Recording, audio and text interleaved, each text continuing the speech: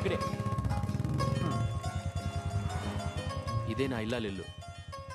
ఇది అమ్మాయి పుట్టిల్లు. నీ ఇల్లు నీ ఇల్లాలు దౌద్ది. ఏదో ఒకటి. మోక్ష మోక్ష గట్టిగా అరువు గోపాలం. గట్టిగా అరిస్తే నేను తెలిసిపోద్ది. తీరు తమ్ముడు. ఓహో,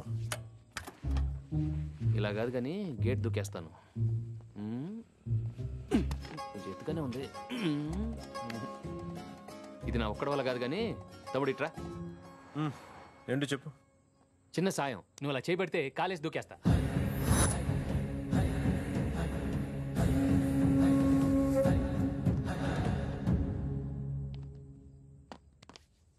చేయబట్టు తమ్ముడు.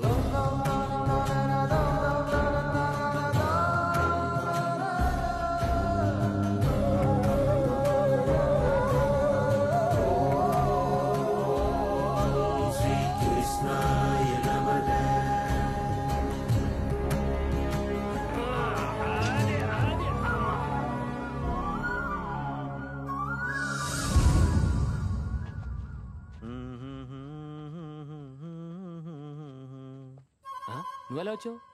నువ్వెలా వచ్చావు? నేను అలాగే వచ్చాను. సరే, నువ్వు ఇక్కడే ఉండి వచ్చేస్తాను. ఓకే.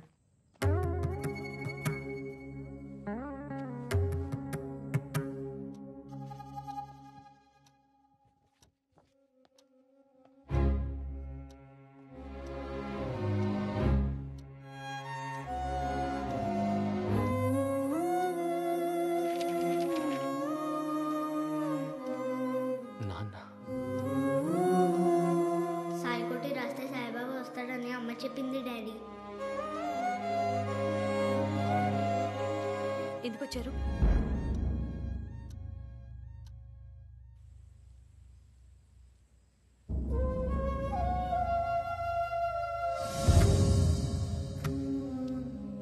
మీనాక్షి, నా మీద కోపంగా ఉందా? తిట్టు, పోనీ కొట్టు.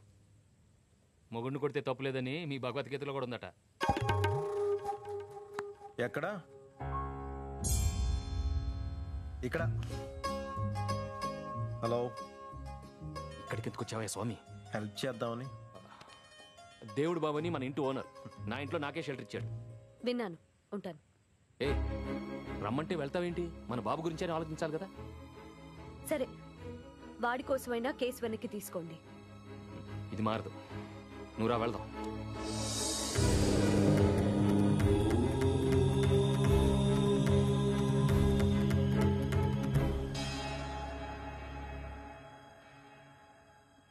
ఏమ్మా, ఉపవాసమా?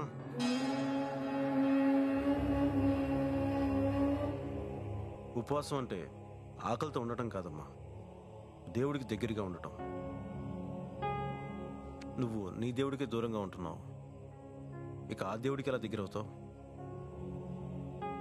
నువ్వనుకున్నట్టు మీ ఆయన దేవుడికి వెన్నుపోటు పడవట్లేదమ్మా, ప్రశ్నిస్తున్నాడు అంతే. ఆలోచించు.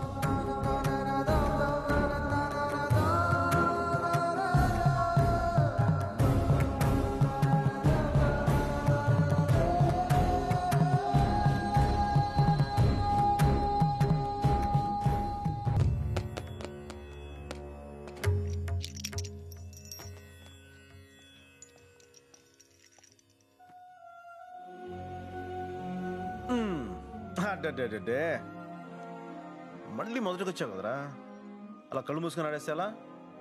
పావులు ఉంటాయి కదా, చూసుకోవాలి.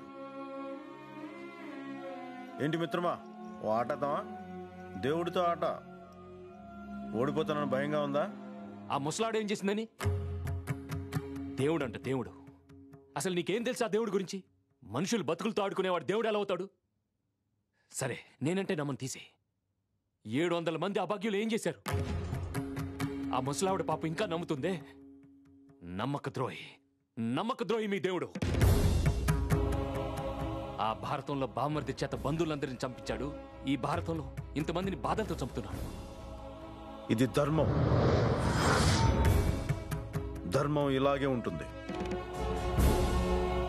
నిండు సభలో మహారాజులు, మంత్రులు, సామంతులు, కురువృద్ధులు ఇంతమంది ముందు ఒక ఆడదాన్ని బట్టలోడదీస్తుంటే తప్పని చెప్పకుండా చెప్పు తీసుకొని కొట్టకుండా చూస్తూ కూర్చున్న ప్రతి ఒక్కరూ సావాల్సిందే, భీష్ముడితో సహా.